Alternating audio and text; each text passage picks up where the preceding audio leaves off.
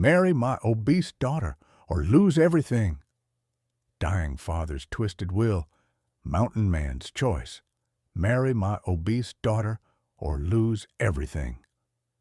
Those were the last words Jackson Morrow had scratched into his will before death finally dragged him off, and now they echoed through the parlor like a curse. The lawyer's voice shook as he read, but the room was very, very quiet. 5,000 acres of prime Wyoming grassland held every gaze hostage. Men who'd barely bothered to tip their hats at the coffin were suddenly sitting straighter, listening harder, greed sharpening their eyes. At the back of the room, half hidden behind the doorway to the kitchen, Constance Connie Morrow stared at the floor and tried not to exist. 29 years old, heavy enough that people stopped pretending not to stare. Wearing the only black dress she owned, seams straining at her shoulders. She had buried her father that morning with dry eyes and clenched teeth. She had thought, foolishly, that his cruelty would end in the ground with him. "And to my daughter, Constance Marie Morrow," the lawyer read, voice tightening, "I leave nothing, not 1 acre, not $1, not 1 head of cattle." The gasp that went through the room felt rehearsed. Everyone already knew Jackson Morrow hated his only child. He'd told them often enough. Too fat, too plain, too stubborn, too useless, too much. Connie's fingers dug into the polished wood of the doorframe. It still hurt somehow. Even when you knew the blow was coming, it still hurt. However, the lawyer continued, clearing his throat, the entirety of the Morrow Ranch, including land, livestock, buildings, water rights, and assets, shall be granted to any man who agrees to marry my daughter Constance within 30 days of my death. The marriage must be legal and consummated. If no such man can be found, the ranch will be sold at public auction and the proceeds donated to the Cattlemen's Association. The room erupted, harsh whispers, ugly laughter, the rustle of dresses as women leaned together, eyes glittering with scandal. Connie felt every sound scrape across her skin. "He really did it," someone hissed. "Tied 5,000 acres to the fat girl." "Who'd be desperate enough?" another voice murmured. "Land's good, but waking up next to her for the rest of your life, that's a high price." "It's only 30 days," someone else snickered. "Man could marry her, get it done quick, then have an accident out on the range." Connie slipped away before they could remember she was in the room, pushing through the back hallway, out the kitchen door, into the raw autumn air. The sky above Devil's Ridge was hard and bright, a knife of blue cutting across the world. She walked to the barn because it was the only place that had ever felt like hers, tears burning at the corners of her eyes. She wasn't going to cry. She refused to give her father that satisfaction, even from the grave. She got as far as the first stall before her vision blurred. "Crying won't change the terms." The voice came from the shadows, low, rough, cold as creek water in early winter. Connie whirled around. A man sat on a bale of hay as if he had grown out of it. Enormous, broad-shouldered, all buckskin and scar tissue and quiet danger. Long dark hair threaded with early silver tied back at his neck. Eyes the color of pale green glass, flat and unreadable. He rose to his full height, and for a heartbeat Connie forgot how to breathe. He didn't look like the men in the parlor. He looked like the land itself had decided to stand up. "Who are you?" she demanded, fists clenched so he wouldn't see them shake. "Name's Cole Garrett," he said, "and I just heard your father make the worst bargain I've ever seen. 5,000 acres chained to one woman. His gaze swept over her, not with lust, not with disgust, with calculation. "Question is," he added calmly, "how badly do you want to keep what should have been yours anyway?" Connie's heart pounded once, hard. Outside this story, you and I are in a very different world. Tell me in the comments, where are you listening from right now? The barn smelled of hay and old wood, familiar, grounding, the closest thing Connie had ever had to a safe place. She'd hidden here as a child whenever her father's temper turned mean. She'd cried in the loft the day he called her a waste of feed and fabric. She'd learned to shoe horses here, to mend tack, to run the ranch from the shadows while he took all the credit. This place had held every version of her. Now it held the newest one, the woman her father had turned into a prize tied to land, a humiliation dressed up as inheritance. "Answer my question," Connie said, folding her arms tightly over her chest to hide the trembling. "Why are you in my barn?" "Not your barn," Cole replied without cruelty or mockery. "Just fact." "Not yet. But it can be." "I didn't ask for riddles. Didn't give you one." He leaned a shoulder against the stall door, his size dwarfing it. "I scout for the Army. Passed through on my way to Fort Washakie. Heard about the funeral. Heard about the will. Figured I'd pay respects. Jackson Morrow once did me a favor." "My father?" Connie almost laughed. "Since when was he generous?" "He wasn't, but he wasn't stupid either. He knew horses, knew the land, knew how to survive. I respect that." Cole's pale green eyes rested on her again. "I also know he thought you was soft." The words hit like a slap. "I'm not soft," Connie said through clenched teeth. "No," Cole agreed, "you're not. A soft woman wouldn't have survived living under Jackson Morrow." The unexpected acknowledgment nearly stole Connie's breath. She'd spent her whole life waiting for someone, anyone, to see beyond her size, her awkwardness, her quietness. But she couldn't let that flicker of validation soften her now. "And how exactly do you think I survived him?" she asked. Cole didn't hesitate. "By working twice as hard for half the credit. By taking every blow he threw and still getting up the next morning. By lasting." Connie stared at him stunned. He'd been in her barn for less than 10 minutes, and he'd already seen more than her father had in 29 years. But admiration wasn't what he was here for. "You said you wanted to talk business," Connie said, dragging the conversation back to steadier ground. "Get on with it." "All right." Cole straightened. "I need land. Good land. This ranch is prime. You need a husband to keep it from being auctioned off. I'm offering myself." The casual bluntness hit her like a bucket of cold water. "You're offering what? Marriage?" She barked a disbelieving laugh. "You don't even know me." "Know enough," Cole said. "Know you're strong. Know you can run a ranch. Know you can handle hard work. That's more than most men get in a wife, and more than most women get in a husband. It's still a cold, practical arrangement." "Damn right it is. Life's cold and practical. I don't pretend otherwise." Connie paced, her skirts brushing straw. Her mind raced. The humiliation of the will still burned deep in her chest. Her father had made her a commodity, a joke, a burden tied to 5,000 acres. "If you're planning to take the land and push me aside afterward," she said, "don't bother." Cole's expression didn't change. "I don't lie. If I said equal partnership, I meant it.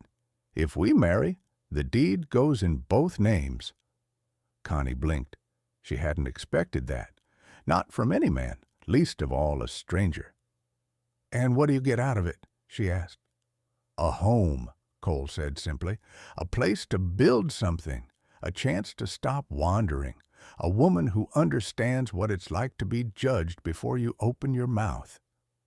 He said it without shame, without softness, without apology.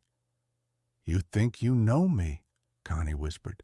"I know enough to make a deal." His voice lowered, steady as bedrock. "And I know one more thing. You deserve better than the way they're talking about you out there." The words shattered something inside her. Because even if he didn't say them gently, even if he didn't say them with romantic sweetness, they were the first words in her entire life spoken in her defense. Suddenly, the voices from the parlor flooded back to her. 5,000 acres for the fat girl. No man with sense would take that deal. She should be grateful for whoever's desperate enough. Might as well marry a mule, takes up the same space. Her throat tightened. "I won't be pitied." "I'm not pitying you," Cole said. "I'm offering you a partnership." She looked at him again. Really looked. Not handsome, not gentle, not safe, but solid, steady, unflinchingly honest. A man who knew what it was to live outside the world's acceptance. Connie drew in a breath that felt like the first full breath of her life. "Why me?" she asked softly. "Why not find some young, pretty girl with a smaller waist and bigger smiles?" Cole didn't blink. "Because I want a woman who knows how to survive." The truth of it settled deep into her bones. Cold, practical, but real. More real than anything she'd been offered before. Connie lifted her chin. "And what do you expect of me?" "Work, loyalty, shared responsibility." Cole paused. "Eventually, intimacy." Heat shot through her face. "You're very direct." "I don't know how to be any other way." Connie closed her eyes for a moment. When she opened them, her decision was clear. "All right, if you want a partnership, if you're truly offering respect along with land, then yes, I'll marry you." Cole nodded once. "Then we start tomorrow." She exhaled shakily, heart pounding so hard she felt it in her fingertips. Tomorrow. Her life would change tomorrow. The next morning dawned sharp and cold, with frost clinging to the fence rails and a thin line of pink light touching Devil's Ridge. Word had traveled fast. By sunrise, the entire town already knew Constance Morrow was marrying a half-Shoshone mountain man before noon. Some came to gawk. Others came to cackle. A few came because nothing in the Wyoming territory was more exciting than scandal. Connie ignored them. If she noticed the whispers, the pointing fingers, the cruel laughter, she didn't show it. Her chin stayed high as she and Cole Garrett stood before the circuit judge in the same parlor where her father's will had humiliated her. The judge read the vows. Cole repeated them without hesitation. Connie repeated them without shaking. When the judge said, "You may kiss the bride," Cole bent, pressed a brief, firm kiss to her mouth, and then stepped back. No heat, no hesitation.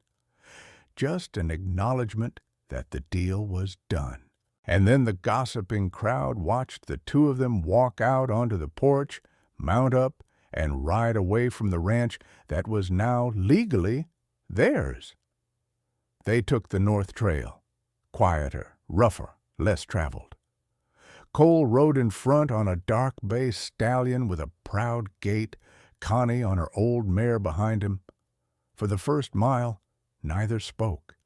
The only sounds were hooves on frozen dirt and the distant call of a hawk. Finally, Cole slowed his horse until they were riding side by side. "You're quiet," he said. "What should I be?" Connie replied. "Joyful? Terrified? Angry? I haven't decided yet. He accepted that without argument.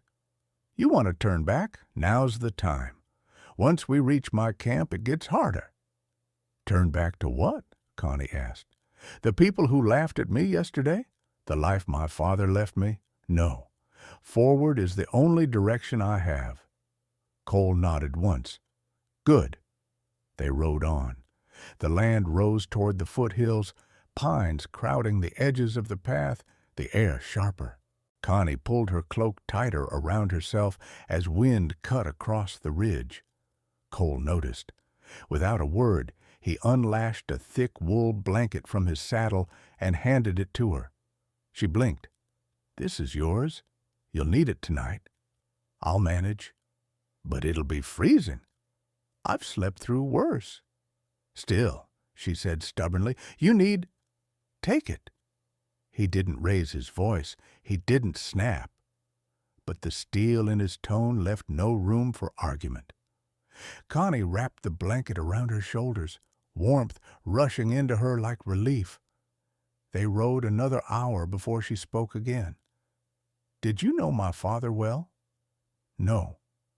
Cole's gaze stayed ahead, watching the terrain with the instinct of a man who expected trouble. But I knew the man he pretended to be, hard, sharp, a survivor. He was cruel, Connie said. I assumed. She looked at him, surprised. You don't judge me for being his daughter? She asked. Cole turned to her briefly. His pale green eyes were unreadable. You're nothing like him. The simple statement landed stronger than any compliment she'd ever received. The trail narrowed, forcing them into single file. Cole moved ahead, calling over his shoulder, Watch your step, ground's icy. Connie followed, and promptly felt her mare's hoof slip. She jerked the reins, heart leaping, but before panic could flare, Cole swung off his horse, one hand seizing her mare's bridle. Easy, he murmured to the animal, calm as stone. Easy, girl. The mare steadied. Connie let out a breath she didn't know she'd been holding. Thank you, she said quietly. Cole mounted again without acknowledging her thanks. But she noticed he kept his horse closer now, riding at an angle that shielded her from the drop-off along the ridge. Hours passed. They wound through thick spruce, crossed a creek where ice clung to the edges, and stopped at a clearing to rest the horses. Cole handed her a wrapped bundle from his saddlebag. What's this? Breakfast. Connie unfolded the cloth. Inside were 2 thick biscuits, a piece of smoked venison, and a small jar of blackberry preserves. She stared at it. This is more than I expected. I don't starve my animals, Cole said simply, or my wife. The word hit her like a jolt. Wife.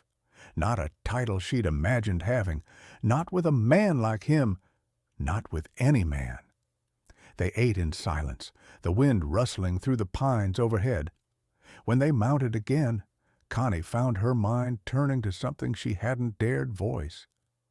Cole, she said finally, why didn't you flinch? At what? When the judge said you could kiss me. Most men recoiled from the idea of touching me. Cole didn't answer immediately. His stallion picked through a rocky stretch, hooves clicking on stone. Finally he said, I don't scare easy. That's not an answer. I don't do pretty lies, Connie. You want honesty? Yes. I didn't flinch because I don't see you the way they do. Her breath caught. How do you see me then? As capable, smart, strong, and stronger than you know. He didn't look at her when he said it, didn't soften his voice, didn't turn it into a compliment. But the words slid under her ribs like warmth she hadn't felt in years. By late afternoon, the trail narrowed again, carved between tall granite walls. The air grew colder, the sky dimmer. We're almost there, Cole said, just around this ridge. Connie felt her pulse quicken. not with fear, but with the strange, electric anticipation of stepping into a life she hadn't imagined having. A life with a man who didn't speak sweetly, didn't touch softly, didn't offer romance, but who offered something else entirely: respect, partnership, a future built with two hands instead of one. The trail curved sharply around a cluster of granite outcroppings, and then the trees opened into a wide clearing. Nestled against the shoulder of Devil's Ridge stood a cabin, larger than Connie expected, sturdier than most ranch houses, built of thick logs darkened by time and weather. Smoke curled from the stone chimney. Horses grazed in a small corral. A shed, a chicken coop, and a fenced garden, now dormant for winter, completed the homestead. Everything about it was practical. No frills, no vanity. A place built by a man who valued usefulness above beauty. "Welcome home," Cole said. Connie stared. The word home snagged in her chest. Inside, the cabin surprised her again. A long room dominated by a stone hearth, flames crackling over split pine. A sturdy table wide enough for six. Thick rugs. Shelves lined with jars of preserves, ropes, tools, boxes of bullets, coils of leather. A bed in the far corner, large, neatly made, and a ladder leading to a loft above. It was raw, rugged, a man's life carved into wood and stone, but it was warm. Cole brought in her bags, setting them by the hearth. "Kitchen's over there, water barrel by the door. I keep the place clean enough, but you'll see things that should be done better." Connie looked at him sharply. "If you think I'm here to be your housekeeper, I don't." His tone was flat but not harsh. "I handle cooking when I'm alone. Laundry, too. I'm not helpless, Connie." "What do you expect me to do, then?" "Whatever you want. I said equal partnership. We run this place together, but I won't hand you a list of chores like some hired girl." The words disarmed her. Her father had always viewed her size as proof she was lazy. Cole Garrett, this cold, intimidating mountain of a man, saw her as capable without asking for proof. "I'll look over things," Connie said after a moment. "See what needs attention." He nodded. "Good." A gust of wind rattled the window shutters. Connie shivered involuntarily, and without a word, Cole took another log from the stack and fed it into the fire. He did not look at her. He did not comment on her chill. He simply saw what was needed and acted. A strange, quiet kindness. "I'll show you the bedroom," he said. Her heart jumped. Their wedding had been fast, their vows cold, and their consummation, God help her, had been gentle but painfully mechanical. She followed him to the far corner. The bed was massive, built from rough-hewn timber, covered with thick pelts. "I kept it clean," he said, as if she might doubt him. "But if you want it differently arranged—" "It's fine," Connie said quickly. "Cole, do you expect us to—" "No," he said it immediately. "Not until you want it. If you ever do." She blinked, startled. The will said it must be consummated. It was. "I may not be a romantic, Connie, but I'm not going to treat you like a brood mare." Heat rose to her face. Relief flooded her chest so quickly she felt dizzy. "Thank you," he grunted, embarrassed by gratitude. "You'll sleep here? I'll take the loft." "You don't have to. It's better this way," he said simply, then added, "for now." A beat passed between them, soft, fragile, uncertain. Then Cole cleared his throat. "Come, I'll show you the barn." They stepped outside as the sun slipped behind the ridge. Frost glittered on the ground. Their breaths hung in silver puffs. The barn was large and clean, the air inside warm from the bodies of horses. 4 stalls were occupied, 2 mares, a gelding, and a magnificent black stallion with a white blaze and intelligent eyes. "That's Ash," Cole said as the stallion nudged his shoulder. "Smartest animal I've ever known. Knows words better than most men." "And the mares?" Connie asked, moving closer, letting the animal smell her hand. "Breeding stock." Cole's voice softened almost imperceptibly. "Good lineage, strong backs, fast on rough terrain. You care for them well. Wouldn't be much of a rancher if I didn't." She watched him stroke the stallion's neck, his enormous hand gentle and sure. A man who touched horses like that couldn't be as cold as he pretended. Back inside, the fire was burning stronger. Cole went straight to the kitchen and pulled down a pot. "You hungry?" "Famished." "Sit," he said, without looking back. Connie sat at the table while he worked. He chopped onions with precise, fast motions, threw in chunks of smoked venison, added potatoes, carrots, herbs dried from the summer, water from the barrel, salt, pepper. He moved like a man accustomed to doing things alone, doing them well, doing them without complaint. She found herself watching him the way she watched horses, observing quiet strength, deliberate movement, instinctive competence. "Want to help?" he asked suddenly. "Yes," she said, rising. He handed her a bowl. "Stir." They worked side by side in silence. The simple act felt strangely intimate, more intimate than their wedding night had. When the stew simmered to a thick, fragrant mixture, he ladled it into bowls. He placed her bowl first, not out of chivalry, not out of pity, out of respect. They ate quietly, the fire crackling beside them, snow beginning to gather in faint flakes against the window. After dinner, they sat by the fire on opposite ends of a long bench. Connie tucked her feet under her, letting the heat seep into her bones. She hadn't realized how tired she was until she finally sat down. Cole rested his elbow on his knee, staring into the flames. "You miss him?" he asked. "My father?" She laughed softly. "No, I miss the idea of a father, but not the man himself." Cole nodded, as if that made perfect sense. Another long silence. "Connie," he said quietly, "I meant what I said yesterday. This is not a love marriage, not yet. Maybe never. I know. But," he shifted, uncomfortable, "you work hard. You keep your head. You don't crumble when the world turns mean. Men have loved women for less." Her breath stilled.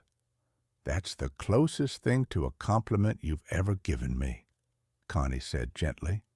He stared into the fire. "I'm not good with words." "You don't have to be."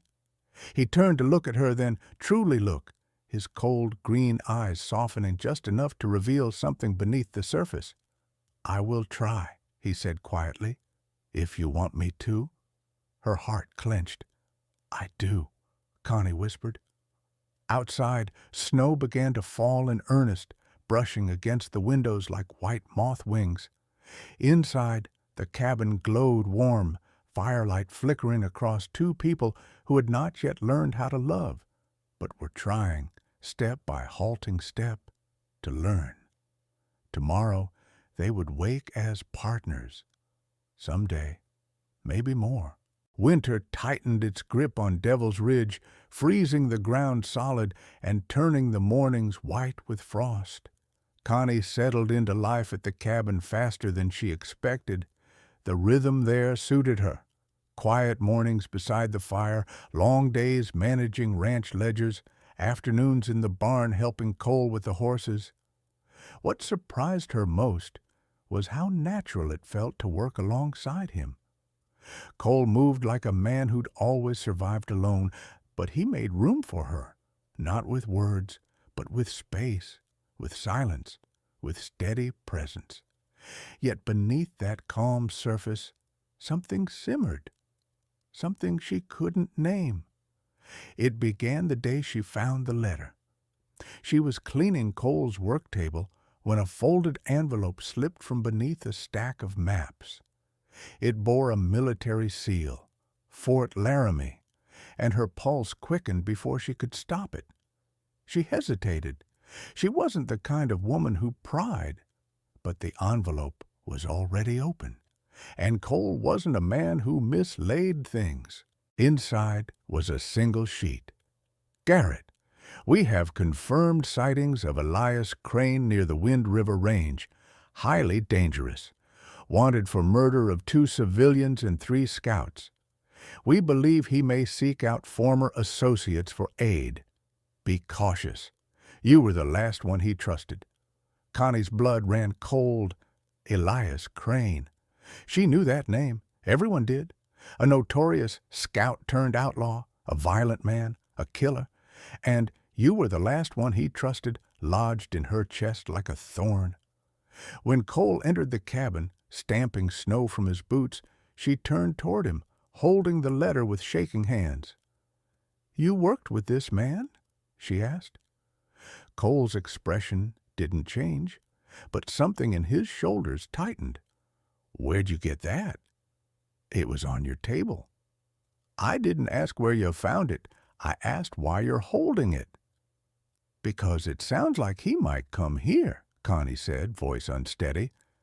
"And I think I deserve to know if someone dangerous is connected to our home." Cole removed his gloves slowly, methodically. "Elias Crane was my partner, years ago, before I knew better." "Partner in what?" "Scouting for the Army," Cole replied. "Then guiding settlers. He was good at it, until he wasn't." "And now he's a murderer?" Cole's jaw flexed. Crane always had a temper and a need to prove himself. Whites never accepted him. Indians didn't either. Being mixed blood can crush a man if he lets it. "And you didn't let it." "I very nearly did." Cole stepped closer, gaze sharp. "Crane made choices I didn't. That's the difference." "What kind of choices?" "The kind that stain your hands forever." He said it without guilt or drama, simply truth. Connie inhaled shakily. "Is he coming here?" "I don't know," Cole said. "But if he does, I'll deal with him." "How?" "Whichever way keeps you safe." His tone was quiet, but it sent a strange shiver through her. Protective. Dangerous. Absolute.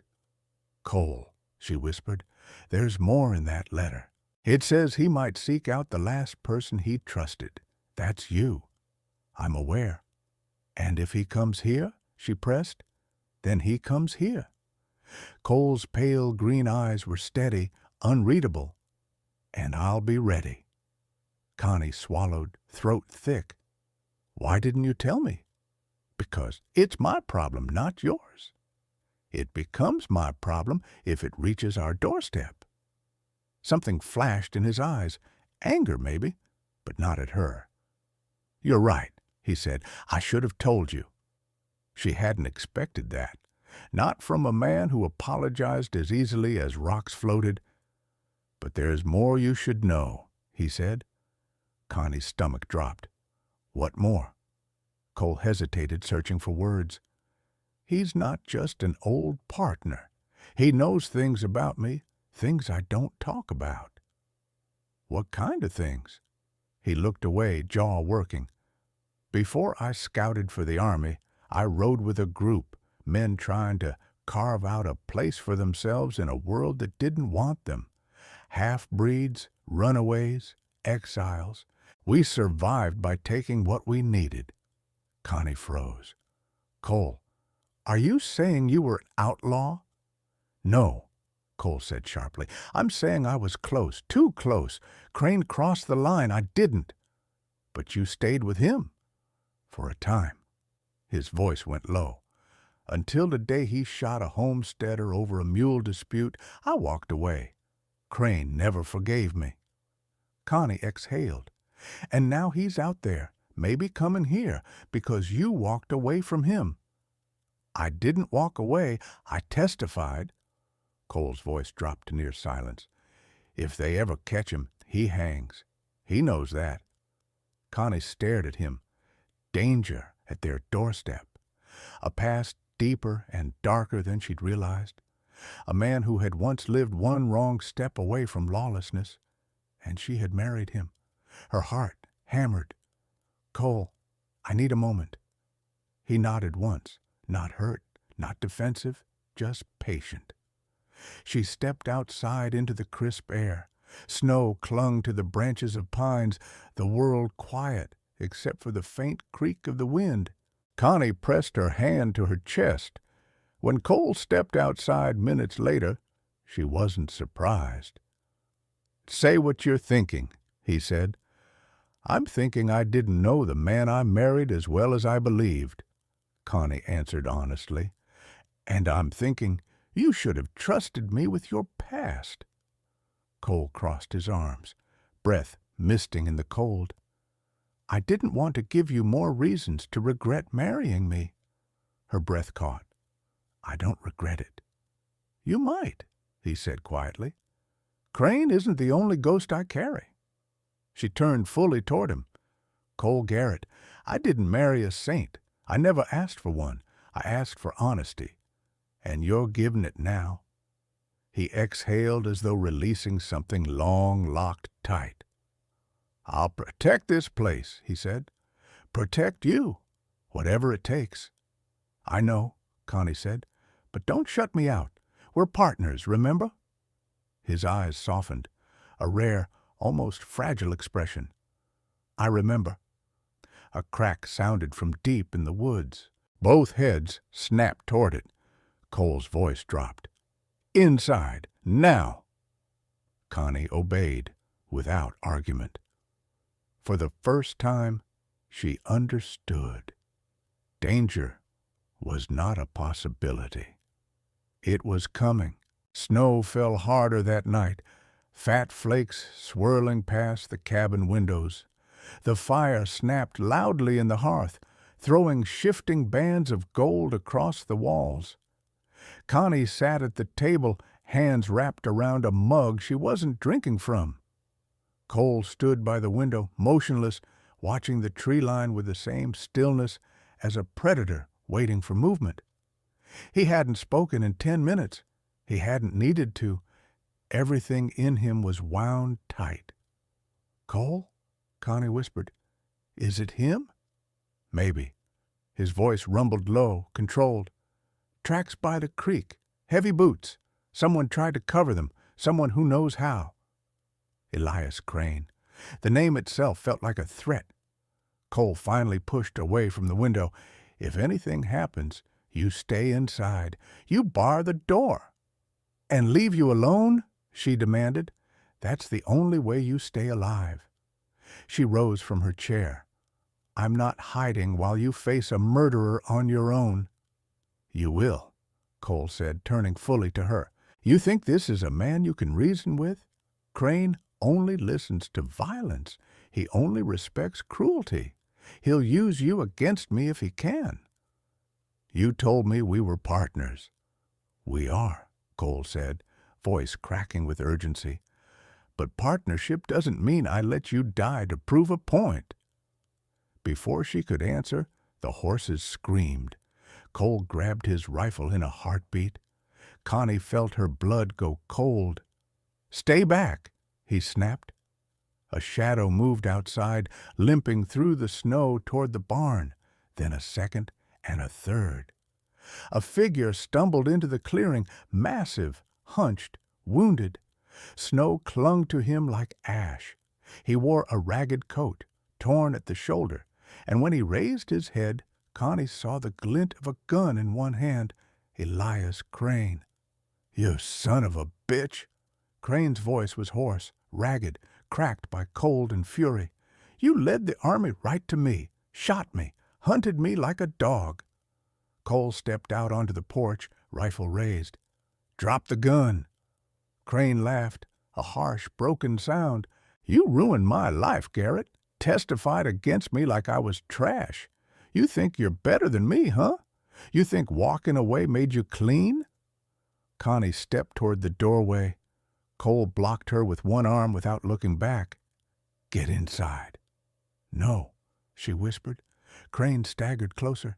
"So that's her, your wife." His eyes flicked over Connie, cruel, appraising, dismissive. "Big woman, slows you down, makes you soft?" Cole's rifle cocked with a sharp, deadly click. "One more word and I end you right here." Crane grinned, blood on his teeth. "There he is, the real Cole Garrett, the one I knew. Violent, cold, born for blood." He lifted his gun.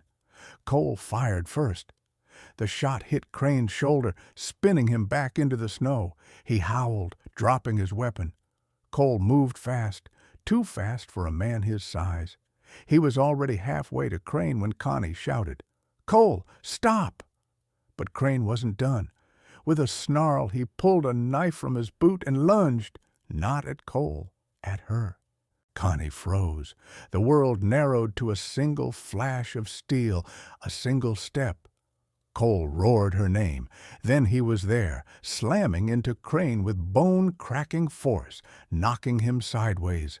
The knife sliced past Connie's hip, grazing cloth but not skin. Cole tackled Crane to the ground, knee driving into his ribs, fist smashing downward. Crane coughed blood, eyes wild. "You think you're better than me?" "I am," Cole snarled, "because I stopped being you." The fight was short, savage, decisive.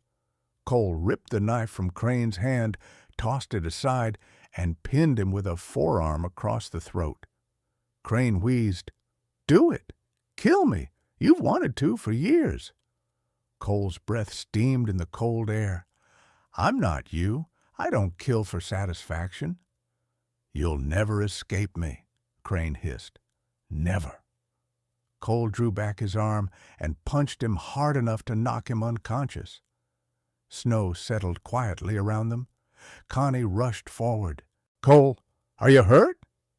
He turned to her, chest heaving, face strained with fear and fury and something else entirely. "I told you to stay inside." "And let him kill you?" "Never!" He grabbed her shoulders, hands shaking. "He could have killed you." "But he didn't," she whispered, "because you were there, because you protected me." Cole pulled her into his arms with a ferocity that stole her breath, not desire, not hunger, but raw, shaking relief. "I can't lose you," he whispered against her hair. "I didn't know that until tonight. But it's true. I can't lose you." Connie pressed her hand to his back. "You won't." For the first time, Cole trembled. The man who feared nothing feared losing her. And that was the moment Connie knew. He loved her long before he admitted it. The storm eased by dawn, leaving the world hushed beneath a blanket of white. Smoke curled from the cabin chimney, warm and steady, a promise of life inside. Connie sat near the hearth, wrapped in a thick quilt, watching the flames throw shifting gold across the cabin walls. Cole crouched beside the open door, binding Crane's wrists before the sheriff's men arrived from town. Crane groaned once, still half-conscious, snow melting around him.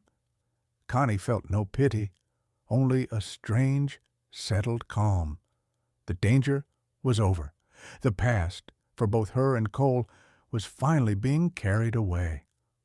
Cole rose slowly, joints stiff, a bruise forming along his jaw. When he stepped inside and shut the door, he seemed suddenly larger in the quiet room. Not because of his size, she'd long since grown accustomed to that, but because the violence had drained from him, leaving something raw and unguarded behind. "You should rest," she said softly. "I'm fine." But his voice was low, uneven. "Are you hurt? When he went for you—" "I'm all right," Connie said, "because you got to me first." He exhaled hard, one hand bracing against the wall. "I've taken bullets. I've been in fights that should have killed me. But nothing, Nothing has ever scared me like seeing that knife aimed at you." Connie's breath caught. Cole Garrett wasn't a man given to confessions, not of fear, not of weakness, not of anything resembling emotion. She crossed the room, placing a gentle hand on his arm. His muscles quivered beneath her touch, not from pain, but from something deeper. "Cole," she whispered, "look at me." He did, and in his pale green eyes she saw the truth he couldn't quite say. He had already chosen her as home long before he realized it. "I don't know how to be softer," he murmured, "or gentler, or whatever a husband is supposed to be." "You don't need to be anything but who you are," Connie replied. "You protect what you love with everything in you. That's more than I ever hoped for." His throat worked. "You think I love you?" "I know you do," she said, voice barely above a whisper. "Even if you're still figuring out what that means." Cole reached for her then, almost hesitantly, as though afraid she might vanish if he touched too hard. Their foreheads brushed. His breath warmed her cheek. "I'm yours," he said quietly, "cold edges and all, if you'll keep me." Connie smiled, a soft, trembling smile that felt like a sunrise cracking open her chest. "You're home, Cole." The fire crackled. Snow whispered against the windows. In the soft glow of morning, two people who had lived too long in the cold found something unexpected: warmth, safety, a future neither had imagined. Outside, the sheriff's riders approached, their silhouettes moving across the white ridge. Trouble would come again. Life in Wyoming always brought storms. But for now, in this cabin lit by firelight, Connie and Cole stood together, steady and unbroken. The world could test them all it wanted. They finally had someone to face it with. Wherever you're listening from tonight, thank you for staying with Connie and Cole until the last flicker of firelight. Stories like theirs remind us that love isn't always soft, gentle, or wrapped in pretty words. Sometimes it's built from survival, from loyalty, from two wounded souls choosing each other against a world that said they didn't deserve anything. I'd love to know, what corner of the world are you listening from right now? Your comments make these stories come alive across distances and hearts. And if you still believe in love that grows from broken places, don't leave just yet. The next story is already waiting for you. Tie the obese woman to a tree. Hunter's twisted plan. Mountain man's ice-cold rage. Tie the obese woman to a tree. The words dropped into the great room of Timber Creek Lodge like a stone into still water. Conversations faltered. Cigar smoke hung motionless in the lamplight. Somewhere, a card slid from a man's fingers and hit the floor with a small, forgotten tap. Mercy Blackwell felt every eye turned toward her. She stood near the doorway, apron still dusted with flour from the evening's biscuits, hands damp from the dishwater she'd just left in the kitchen. 32 years old, 235 pounds, and bone-deep tired, she suddenly felt very awake. "That's your foolproof method?" One of the Boston men laughed, swirling his whiskey. "You're serious, Pike?" Vernon Pike, owner of the lodge and a man who smiled like a fox near a chicken coop, spread his arms. "Gentlemen, you paid for a guaranteed grizzly. Grizzlies are cautious. They don't stroll past your blind on command, but bait?" His eyes slid toward Mercy, oily and appraising. "Bait, they understand." Mercy's stomach flipped. Bait. She'd taken this job because no one else would hire her. Boarding houses wanted slender serving girls with a pleasant figure. Dress shops wanted someone who could actually fit into the dresses. Even laundries had turned her away, worried she'd scare off customers. Pike hadn't cared what she looked like, as long as she stayed in the kitchen. Now she understood why. "Miss Blackwell," Pike said, as if addressing a sack of flour, "you'd be perfectly safe. We tie you to a tree in the valley, we set up the blind upwind, and when the grizzly comes to investigate, bang!" He pantomimed a shot. "Gentlemen get their trophy, you get $50. Everyone wins." Mercy found her voice, brittle as thin ice. "No, absolutely not. I'm a cook, not bait." "Come now," drawled Theodore Ashford, all neat mustache and cold banker's eyes. "You'd be doing your part for the expedition. You're well suited to drawing attention, don't you think?" Laughter rolled through the room, rich and mean. If you're listening to this story right now, tell me in the comments, where in the world are you hearing it from? A big city? A small town? Somewhere out where the night is as dark as these Montana woods? Mercy's hands curled into fists at her sides. "You tie me to a tree, and that bear will smell fear and sweat and soft flesh long before he smells your cigar smoke," she said. "And if your fine eastern aim wobbles even a little, I'll be the one in its jaws." "You signed a contract," Pike said, his smile gone thin and hard. "6 months' service. You walk out, you owe me $300. You don't have it. So here are your choices. Stand by a tree for an hour or spend a year in a debt camp. I call that incentive." "Or extortion," a quiet British voice said from the corner. Mercy turned. Lord Edmund Fairfax closed his book and rose, frowning. "Pike, this is grotesque." "Business," Pike snapped. "Stay in your lane, Fairfax." Before Edmund could answer, another voice cut through the room, low, rough, and cold as water under winter ice. "No," it said, "this isn't business. This is madness."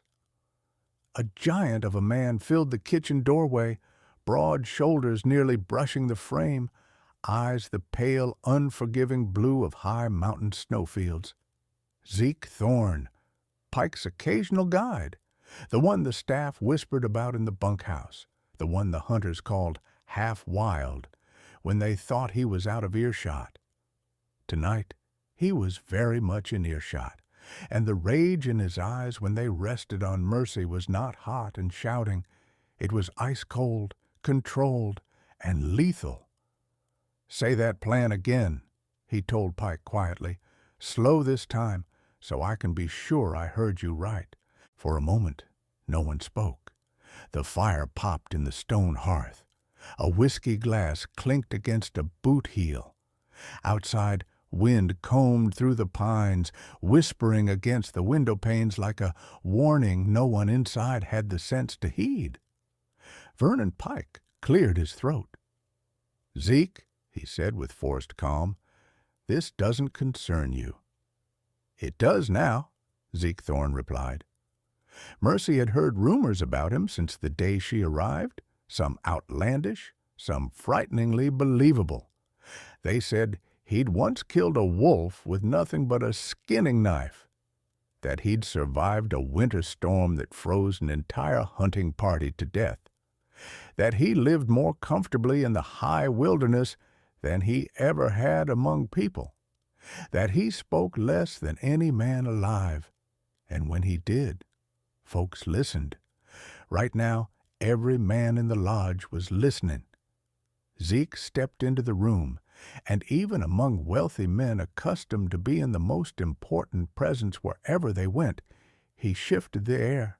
He wasn't just tall, he was immense, built like a timber wall, shoulders thick as stacked logs, muscles shaped by years of hauling traps, dressing game, and splitting wood. His hair was long, dark, streaked with silver, and his beard was trimmed close enough to show the harsh lines of his jaw. But it was his eyes, icy, steady, unreadable, that made every man in the room subtly step back. Zeke's gaze settled on Pike. "You want to tie a woman to a tree?" he said slowly. "Wait for a grizzly to sniff her out and hope your paying guests can shoot straight before she's torn apart." "That's an exaggeration," Pike snapped. "They'll hit the bear long before—" "2 hunters missed a bull elk at 30 yards yesterday," Zeke said. "Drunk, loud, laughing. Took them 3 shots. Elk didn't charge. A grizzly will." Pike's face flushed angry red. "I don't pay you to embarrass my clients." Zeke's voice didn't rise. It didn't need to. "Your clients should be embarrassed." A ripple of indignation went through the Eastern men. Harrison Whitmore puffed up, whiskey sloshing in his glass. "You speak to us like that? Do you know who we are?" "Yes," Zeke said simply.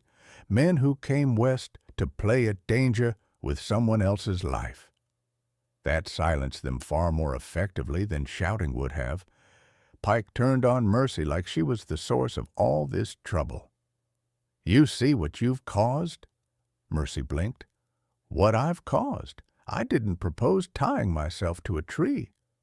"You are constantly underfoot, constantly making things difficult." "I stay in the kitchen," Mercy interrupted, heat rising in her chest. "I clean and cook and work myself raw for men who don't even say thank you. I'm not here to entertain guests or be part of your attractions." "You're here to do as you're told," Pike growled. Mercy felt every humiliating moment of the last 6 weeks press on her like a lead weight. Every insult whispered behind her back. Every sneer when someone saw her size. Every moment she'd swallowed her pride just to keep her job. And now this man was telling her she was a burden, that her resistance was the problem. She clenched her fists to hide their tremble. But Zeke Thorne saw it anyway. His head turned slightly, his eyes landing on her, steady and assessing, but not cruel, not mocking, not pitying, just seeing. Mercy didn't know when she'd last felt seen without judgment.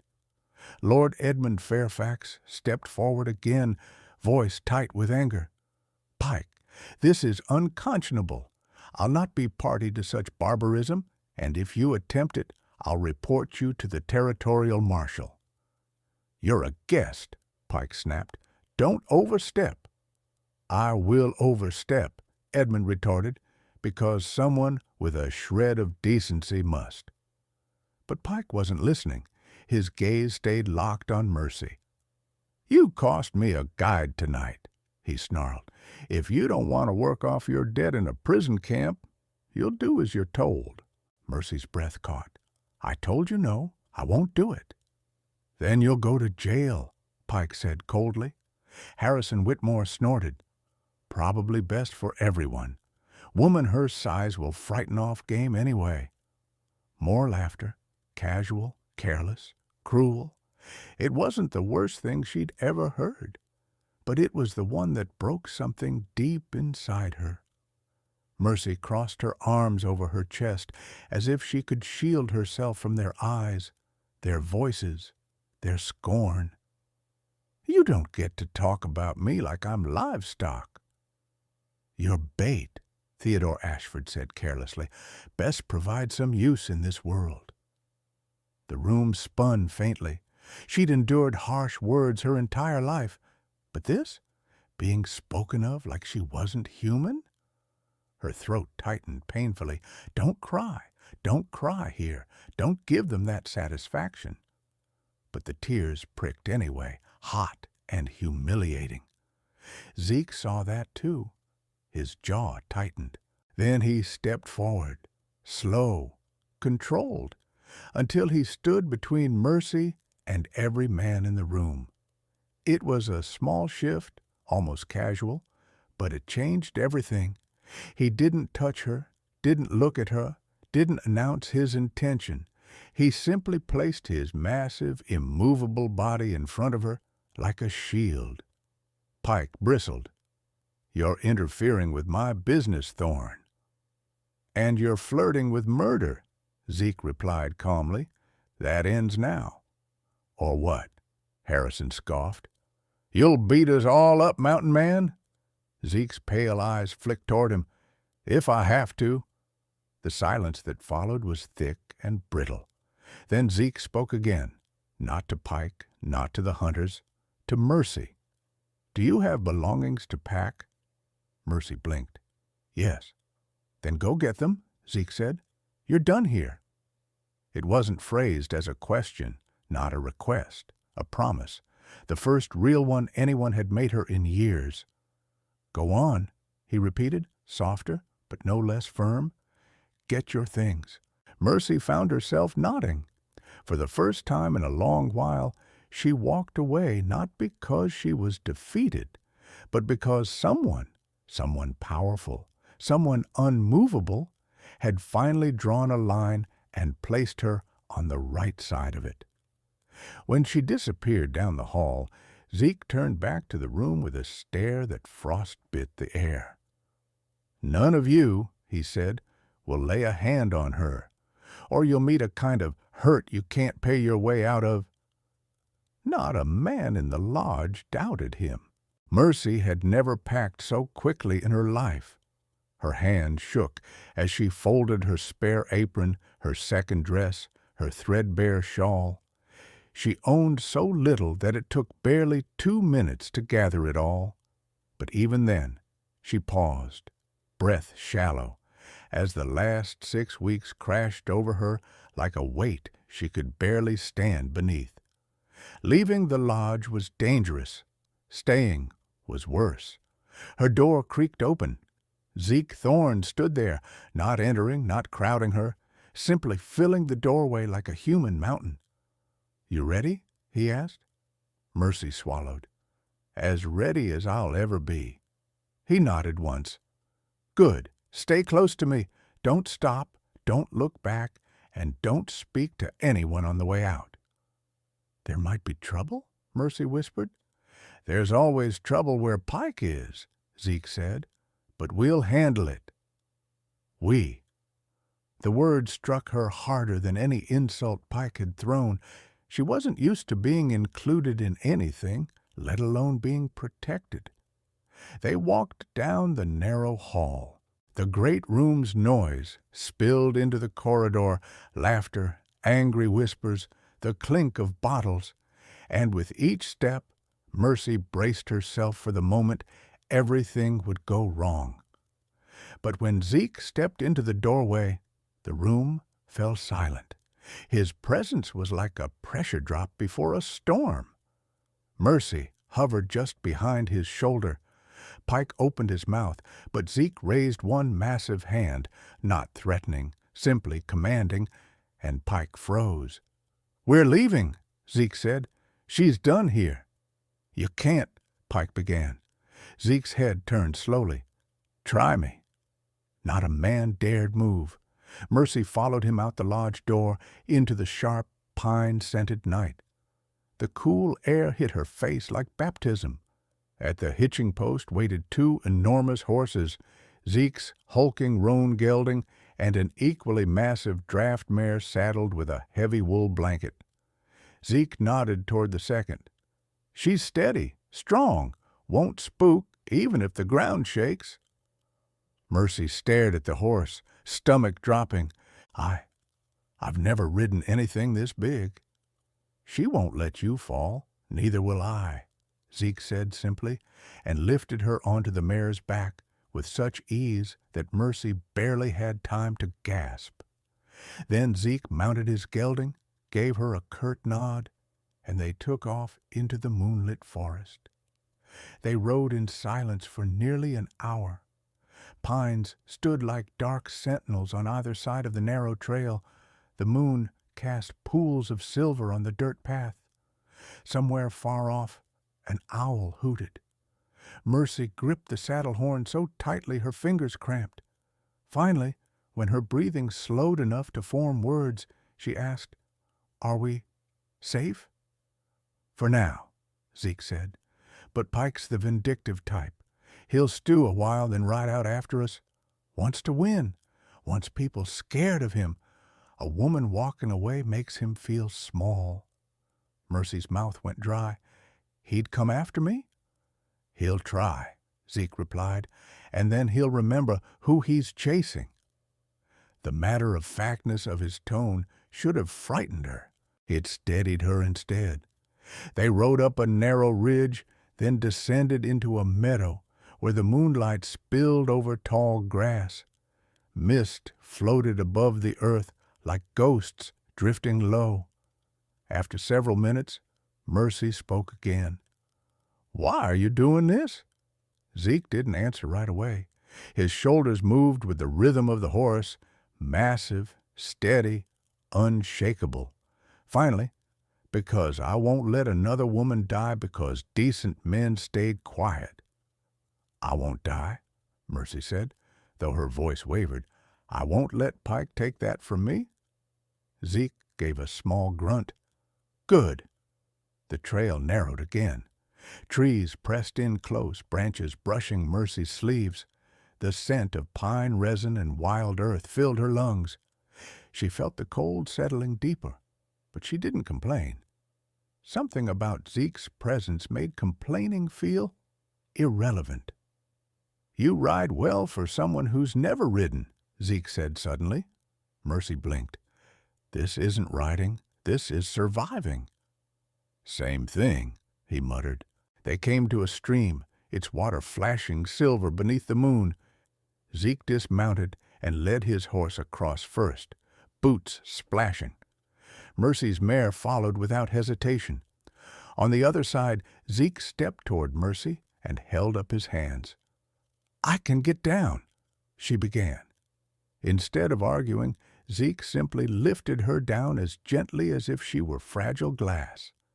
He didn't grunt with effort, didn't strain. His hands were warm even through her sleeves. The moment her boots touched the ground, he stepped back, giving her space. "There's a clearing not far from here," he said. "We make camp for the night."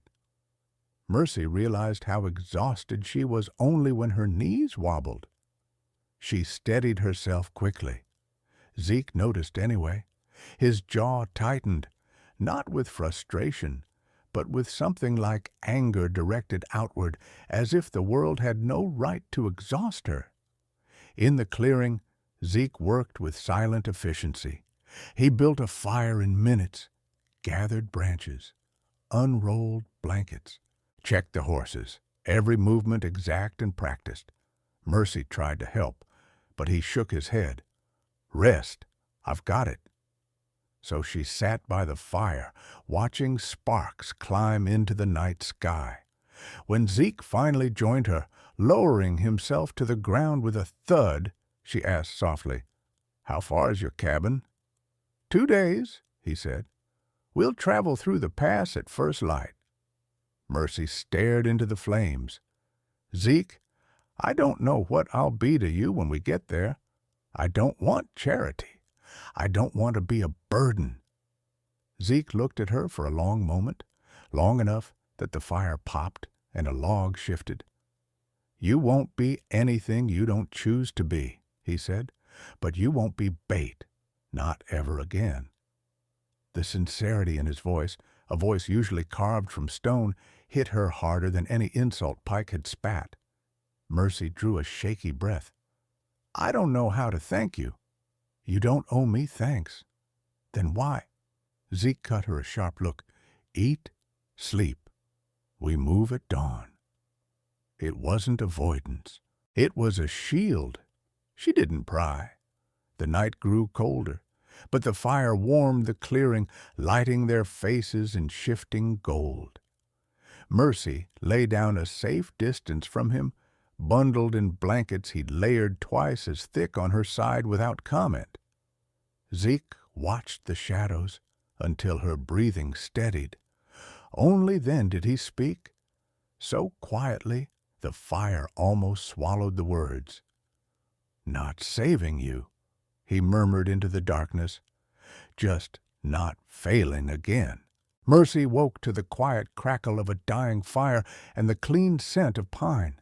For a moment, confusion muddled her thoughts. Rough bark, cold air, the faint ache in her hips from sleeping on the ground.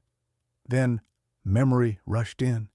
The lodge, Pike, the horses, Zeke Thorne's massive silhouette leading her into the mountains like some grim guardian carved from granite. Zeke was already awake, feeding the horses in the pale dawn light.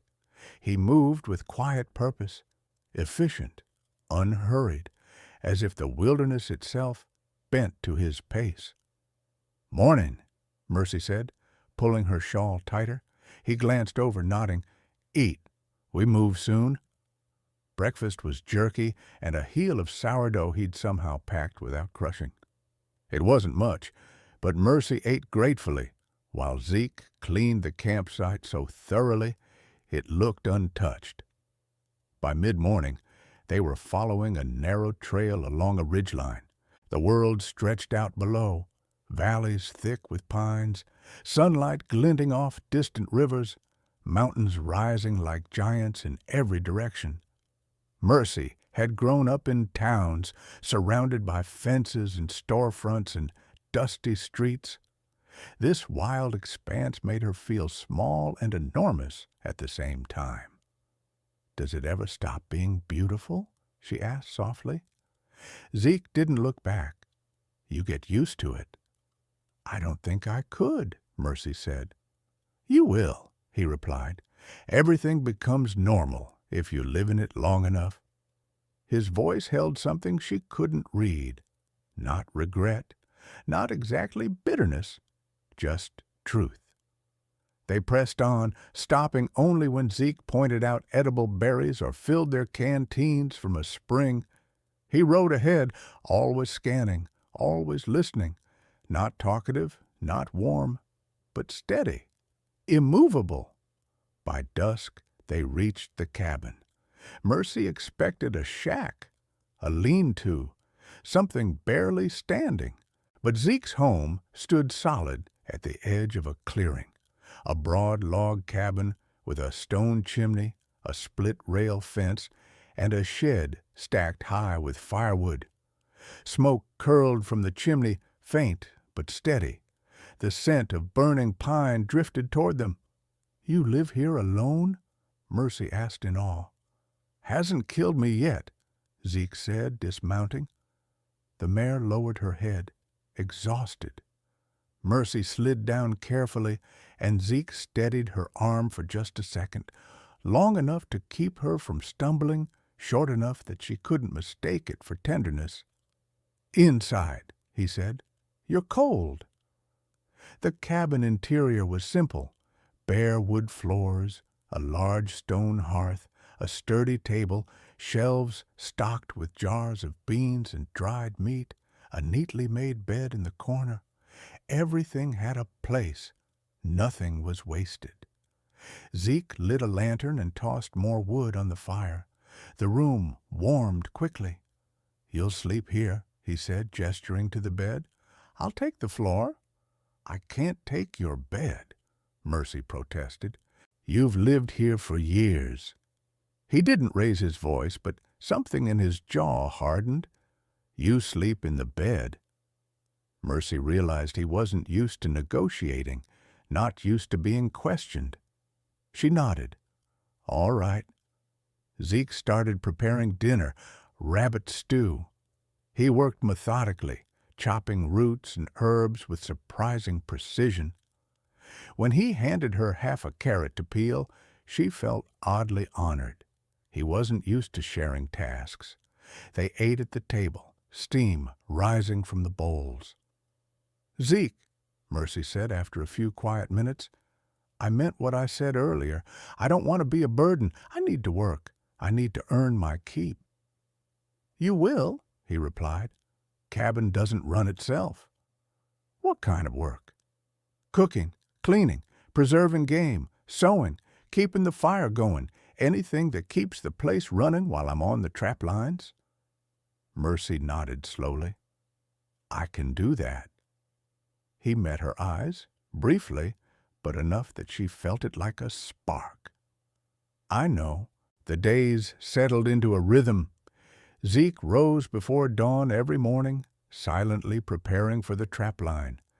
Mercy would find a bowl set aside for her, oatmeal if they had it, smoked fish if they didn't, always portioned carefully, not too small, not too large, just enough. Thoughtful, in a wordless way. When he returned at midday, he'd bring back pelts, carcasses, and whatever herbs he'd found. Mercy cleaned, cooked, tanned hides, mended clothing, scrubbed floors, boiled water. She'd always been strong, but never had work felt so purposeful. The cabin transformed under her hands, cleaner, warmer, brighter.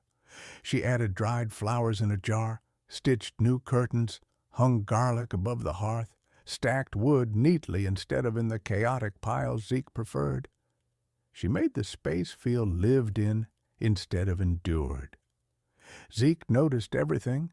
He didn't comment, but his eyes lingered on each change a moment longer than necessary. On the fifth morning, Mercy woke to find Zeke already gone, and a stack of freshly cut firewood neatly placed by the door for her convenience. He adjusted to her as she adjusted to him. It wasn't softness. It wasn't romance. It was consideration. One cold evening, Mercy stirred a pot of venison stew while Zeke mended fishing nets. She hesitated, then asked, "What was she like, your wife?" Zeke's shoulders stiffened. His hands paused over the twine. "Not a subject I'd talk about." "I'm sorry," Mercy said quickly. "I didn't mean to pry." He resumed his work in silence for several minutes. Then he spoke, quietly. "She laughed a lot." Mercy froze. "She filled a room," Zeke said. The words dragged out of him like they hurt. "Not with noise. With," he gestured vaguely, "warmth." Mercy stared into the stew so he wouldn't see the ache in her chest. "I'm sorry you lost her." Zeke didn't answer, but his jaw clenched, and that said enough. Days turned to weeks. The snow came early, a soft curtain of white that blanketed the cabin roof and muffled every sound. Zeke chopped wood, voice low as he explained how to keep the fire optimal. Mercy baked bread, kneading dough with steady strength while humming under her breath. One morning, she woke to the faint scent of spruce. Zeke had repaired her boots again, silently in the night, restitching the worn seams. When she thanked him, he shrugged. "You walk a lot. Need good boots?" But he didn't meet her eyes. Late one evening, after a long day spent preserving pelts and boiling water, Mercy sat by the fire, rubbing her aching shoulders. Zeke entered the cabin, dusted with snow, and paused. "You hurt?" he asked. Mercy hesitated. "Just tired." Zeke crossed to the hearth, grabbed a folded blanket, and draped it over her shoulders. His hands brushed her upper arms, just a moment, barely pressure. But the touch felt like warmth, reaching a place in Mercy she kept frozen for years. "You're working hard," he said. "Cabin looks better. Food's better. Place feels different." "Different good?" Mercy asked. Zeke nodded once. "Good." Silence settled again. Comfortable this time, stretched between them like a shared blanket. Then Zeke added, voice low, "You're doing well here." It was simple praise, but Mercy felt it all the way through her bones. That night, before turning in, she whispered to herself, "Maybe I'm not a burden after all." Snow fell softly outside. The fire warmed the small cabin, and Zeke Thorne, the coldest man she'd ever met, leaned back in his chair and watched her with eyes that no longer looked like ice. Winter in the high country settled deep and heavy. By late December, the world around the cabin had transformed into a silent white ocean, broken only by the dark spines of pines and the distant echo of cracking ice. Mercy learned quickly how unforgiving the mountains could be, how a wrong step could send you sliding, how snow swallowed sound, how storms descended without warning. But she also learned resilience. Each day she moved with more confidence. She tended the fire before dawn, shoveled snow from the roofline, organized the pantry, patched Zeke's coats with sturdy stitches. She'd never felt useful like this before, needed, capable. But even as the cabin grew warmer, something colder crept in from the edges. Zeke began returning later from the trap lines. His silences grew heavier, not the natural quiet she'd grown accustomed to, but a tension that settled between them like another presence in the room. He stared more often toward the south ridge, toward the world they'd left behind. Some evenings he paced the cabin long after Mercy had gone to bed, boots thudding softly on the wooden floor. One morning she found him outside sharpening his axe with a viciousness that made flakes of steel scatter like snow. "Zeke?" Mercy asked quietly. "What's wrong?" He didn't look up. "Storm coming." "Storms don't make you angry." "Didn't say I was angry." His jaw clenched hard enough to crack a tooth. Mercy didn't push. She had learned his patterns. Zeke Thorne didn't shut down because he didn't care. He shut down because he cared too much and didn't have the words for it. 2 days later, she found out the truth. They were preparing a midday meal, Mercy chopping onions while Zeke stacked firewood by the hearth, when a harsh pounding shook the cabin door. Zeke froze. Mercy's knife slipped, slicing her finger.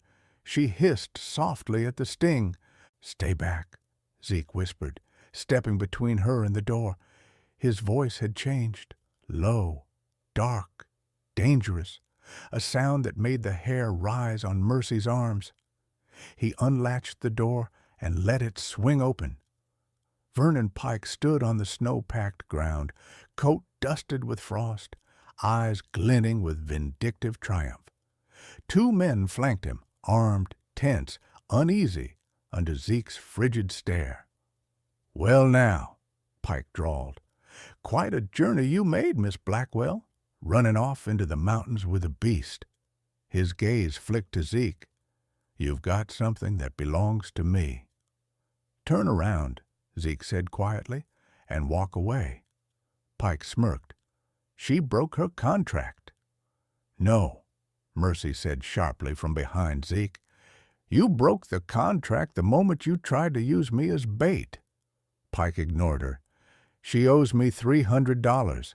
I'm here to collect what's mine." "She owes you nothing," Zeke said. "The law disagrees," Pike replied, pulling a folded document from his coat. "Marshal's warrant says she's to be brought in for debt." Mercy's breath hitched. Zeke didn't move. "Marshal signed that?" "No," Pike admitted. "The deputy did. But he'll sign it proper once I bring her back." Zeke stepped closer, towering over him. "You forged it." Pike didn't flinch. "Paper's paper. Fact is, she's mine by law until her contract ends." Mercy felt her stomach twist. She stepped forward, but Zeke shot out an arm, blocking her with a force that pinned her in place without touching her. He turned back to Pike, voice lethal calm. "You brought men into my woods, came to my cabin, threatened what I protect." Pike's bravado trembled. "It's not personal, Thorne, just business." Zeke's eyes turned frostbite white. "It is now." The men behind Pike reached for their guns. Zeke's hand was faster, not to draw a weapon, to grab Pike by the front of his coat. He lifted him clean off the ground. Snow powdered down as Pike's boots dangled. "You don't get to speak her name," Zeke said softly, "and you don't get to threaten her." The other men froze, guns half raised, faces pale. Pike wheezed, kicking. "Call him off," he rasped at his men. "Shoot him!" They didn't move. Zeke wasn't giving them reason to. Any wrong twitch, and they'd die before their guns aligned. Mercy felt panic claw her chest. "Zeke!" she cried. "Put him down!" His fingers tightened. "He came to take you." "Zeke," she said, voice cracking, "he isn't worth murder." Every muscle in Zeke's body went rigid. Slowly, agonizingly slowly, he lowered Pike to the ground. The moment Pike's boots touched snow, Zeke pointed toward the trail. "You have 30 seconds. "Marshall will hear about this," Pike spat, but his voice trembled. "Both of you will hang." "No," Zeke said. "You'll disappear, and if you don't, I'll come find you." Pike stumbled backward, then fled with his men into the trees. Silence swallowed the clearing. Zeke shut the cabin door with a force that rattled the hinges. Mercy pressed her hands to her face, heart pounding. "Zeke, what have you done?" "What I had to," he growled, pacing the cabin like a caged animal. "He forged that warrant. He lied to the law. He tried to drag you back into hell." "Zeke, they won't stop," he said. "Not Pike, not the men he pays. They'll come back with more men, with real papers, maybe even the marshal."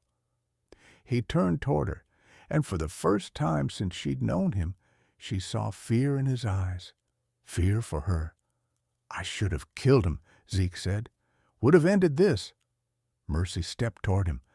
"That's not who you are." His jaw tightened. "You don't know who I am."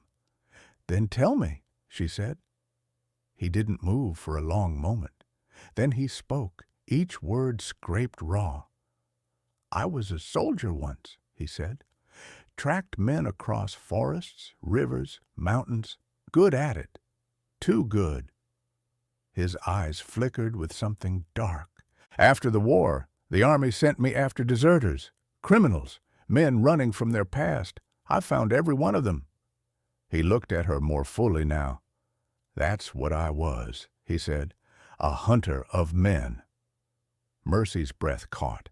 Zeke exhaled, long, controlled, but shaking at the edges.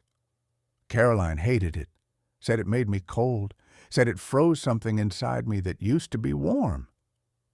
"Caroline," Mercy whispered, "your wife." Zeke nodded once, jaw clenching. "I quit the day she died, swore I'd never hunt another human, never again." Mercy felt something in her chest soften, break, heal. "You protected me today," she said softly. "That's not hunting. That's who you are now." He shook his head. "If Pike keeps coming, I'll break that vow." Mercy stepped in front of him, close enough to feel the heat radiating off his tense body. "Then we'll face him together," she whispered, "but not by becoming the monsters he thinks we are." Zeke blinked. For the first time, his ice-chip eyes thawed. Just a little, just enough. But the danger was real and growing. The law, real or forged, might come for them both. Zeke had made an enemy who wouldn't forget humiliation. And Mercy had become a woman worth fighting for. The storm arrived 2 days later, bringing with it a silence so heavy it pressed against the cabin walls like a living thing. Snow swallowed the world, pines bent under the weight, wind howled across the valley with a voice like tearing cloth. Mercy and Zeke worked in quiet efficiency, carrying in wood, securing the shutters, checking the barn doors twice. Neither spoke about Pike, neither spoke about the forged warrant, but the tension threaded everything, every glance, every movement, every breath. By the 3rd day, the storm broke, and danger came walking with the sun. The first sign was the birds. Chickadees and nutcrackers swarmed out of the trees, fleeing downhill with frantic wings. Zeke, sharpening his bowie knife by the door, froze at the movement. "They're coming," he said. Mercy's heart lurched. Pike? No. Men who know how to move quiet. Trappers maybe, but wrong season, wrong direction. He rose in one smooth motion, reached for his rifle, and stepped in front of Mercy like a shield of living stone. A sharp crack echoed outside, snow crust snapping under heavy boots. Then a voice, Vernon Pike's voice. "Zeke Thorne, come out and bring the woman. She's property of Timber Creek Lodge, and I'm here with official authority to reclaim her." Mercy felt nausea rise. "Zeke, don't—" He held up a hand. "Stay behind me." He opened the cabin door and stepped onto the porch. Mercy followed, but only as far as the threshold. The sight waiting outside turned her blood to ice. 6 armed men stood in a semicircle around the cabin. Pike at the center, smug as a man who thought he was holding all the cards. 4 rough-looking hunters at his back, and beside them, Deputy Marshal Briggs, a man Mercy recognized from town. Her stomach dropped. The warrant was real this time. "Thorne!" Briggs called out, his breath fogging the cold morning air. "We're not here to cause trouble. Pike has filed a lawful claim. The woman owes a debt. She's coming with us." "No," Zeke said simply. Briggs's jaw tightened. "Don't make this harder than it needs to be." "You're standing on my land," Zeke replied, voice quiet, steady, cold. "That means you follow my rules. First rule, nobody takes what belongs to my protection." Mercy felt the words pierce her, belonging not as ownership, but as refuge, as chosen, as defended. Pike barked a laugh. "Your protection? She's a cook, Thorne, a fat woman with nowhere to go. You think that makes her worth dying over?" Zeke didn't blink. "You took payment under false pretenses," he said. "You threatened her life. You tried to force her into danger. That voided any contract. She owes you nothing." Briggs shifted uneasily. "Thorne, I don't like this any more than you do, but Pike's got papers. Signed, sealed. Territory law says—" "I don't give a damn about Pike's papers," Zeke growled. "And you know damn well he bought that judge." Briggs hesitated. Just a moment, but enough. Mercy saw it. Zeke saw it too. "Last chance," Zeke said, his voice turning low enough to rattle the snow-dusted porch boards. "Walk away. Take Pike and his hired rats with you." Pike's face darkened. "I warned you, Thorne. Men like me don't lose. You think she's worth all this? Worth the trouble? Worth the blood that's going to spill?" Zeke stepped forward, snow crunching under his boots. "You lay one finger on her," he said softly, "and you'll find out exactly what I think she's worth." Pike signaled the men. "Take her!" Mercy gasped as 2 hunters surged forward. Zeke moved first. He struck like something born from the mountains. Silent, precise, unstoppable. The first hunter swung his rifle like a club, but Zeke caught it with a brutal twist, sending the man tumbling into the snow. The second raised his weapon. Zeke slammed him backward with the force of a falling tree. "Hold fire!" Briggs yelled, but Pike had already lost control. Panic spread through his men as they realized Zeke was not a hunter, not a guide. He was something far older, something forged in war and wilderness. Another gun cocked. Mercy stepped out onto the porch before she could think. "Stop!" she shouted, voice cracking. "Deputy Briggs, look at me." He turned, caught between duty and conscience. "You know what Pike planned to do," she said. "You know he tried to use me as bear bait. You know he forged that first warrant. You know every word Zeke is saying is true." The deputy looked torn, sweat beading despite the cold. "Miss Blackwell, the law is the law. But nothing," Mercy said, stepping forward with a courage she'd never known she possessed. "If you take me back, you're condemning me to a man who sees me as nothing, less than nothing. You know it. And if you take me, you're condemning him too." Briggs glanced at Zeke, breathing hard, knees braced, ready to die for her. Something changed in the deputy's eyes. "He never touched me," Mercy said, "never harmed me, never forced me. He saved my life, more than once, and I won't let you punish him for protecting me." Briggs lowered his gun. "I never saw a warrant," he said quietly. "Not one worth enforcing." Pike spun toward him. "You worthless coward!" Zeke grabbed Pike by the collar before he could finish, yanked him close enough that their noses nearly touched.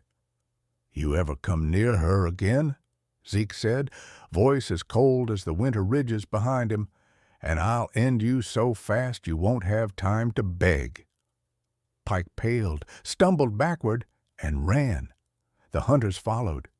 Briggs gave Mercy a soft, regretful nod before riding off with the rest. Silence fell again over the clearing. Zeke turned toward Mercy, breathing hard. Snow clung to his hair, to his shoulders, to his lashes. "You shouldn't have come outside," he said. "You shouldn't have had to fight alone," she replied. He stepped closer. "You're safe," he murmured. Mercy reached up and touched his cheek, cold beneath her warm fingers. "With you," she whispered, "I always am." And for the first time, Zeke Thorne let the walls crack. Not much, not dramatically, but enough for Mercy to see warmth behind the ice, enough for her to see the man he truly was. Twilight fell softly over the valley that evening, painting the snow in shades of violet and gold. The storm clouds had drifted east. Smoke rose from the cabin chimney in a steady ribbon, warm against the cold air. Inside, Zeke and Mercy sat at the table in the quiet aftermath of a day that could have ended in tragedy. A candle flickered between them. Zeke hadn't spoken much since Pike fled. He'd checked the perimeter twice, inspected the horses, chopped more wood than they'd need in a week. Now he sat with the stiffness of a man fighting battles inside his own head. Mercy reached across the table, her hand covering his. The movement startled him. "You did everything right today," she said gently. His jaw worked. "I almost killed a man in front of you. You protected me. You protected us both." Zeke shook his head. "I broke the promise I made when Caroline died. Swore I'd never raise my hand in anger again. Swore I'd freeze it out of me." Mercy stood, walked around the table, and knelt beside him, her hand steadying his, her voice softer than the candle flame. "You didn't raise your hand in anger," she whispered. "You raised it in defense. There's a difference. You didn't go out looking for blood. You kept it from spilling." Zeke stared at the wall as if afraid to meet her eyes. "What if I lose control next time? What if protecting you turns me into the man I used to be?" Mercy reached up and touched his face, her thumb brushing the hard ridge of his cheek. "You won't, because you're not alone anymore. You have someone to come back to, someone who sees you, someone who isn't afraid of the parts of you that are still hurting." His breath shuddered. Then he finally looked at her. Really looked. She saw everything in that gaze: fear, strength, longing, the ache of a heart thawing after too many winters buried. "You shouldn't have come outside today," he said again, his voice breaking on the edges. Mercy smiled. "Zeke Thorne, if you think I'm going to let you face down 6 armed men without me standing beside you, then you don't know me at all." Something inside him cracked, this time not with pain, but with release. He cupped her face in both hands, rough palms gentle as snowfall. You're safe here, he murmured. It's your home now, if you'll have it. Mercy's breath caught, warmth blooming in her chest, so sudden and fierce it made tears prick her eyes. I've already had it, she whispered. From the moment you rode me away from Timber Creek, from the first morning I woke up and didn't feel afraid, this is home. You are home. Zeke bent his forehead to hers, eyes closed, breath unsteady. I don't know how to be soft, he said. Not the way other men are. You're soft in the ways that matter, she replied, in the ways only I get to see. He pulled her into his arms then, not with the desperation of fear, but with the certainty of belonging. For a long time they stayed like that, holding each other while the fire crackled and the wind whispered against the cabin walls. Tomorrow would bring new challenges. Pike might return someday. The world beyond the valley would always remain harsh. But here, in this moment, wrapped in warmth and quiet and hard-won peace, Mercy felt something she had never known before. She felt cherished. She felt chosen. She felt free. And as the firelight danced across their intertwined hands, one question lingered, soft, hopeful, and wide open. Could a love born from survival grow strong enough to withstand everything waiting beyond the mountains? Stories like this remind us how strength can take many shapes: quiet endurance, fierce loyalty, or the simple courage to choose kindness in a world that isn't always kind back. Mercy and Zeke's journey shows that love isn't born from perfection, but from seeing the worth in someone others overlook. Before you go, I'd love to know, where in the world are you listening from tonight? Your comments remind me how stories connect us across distances, across lives, across hearts. If you still believe in healing, in unlikely love, in second chances, then don't leave. The next story is already waiting for you.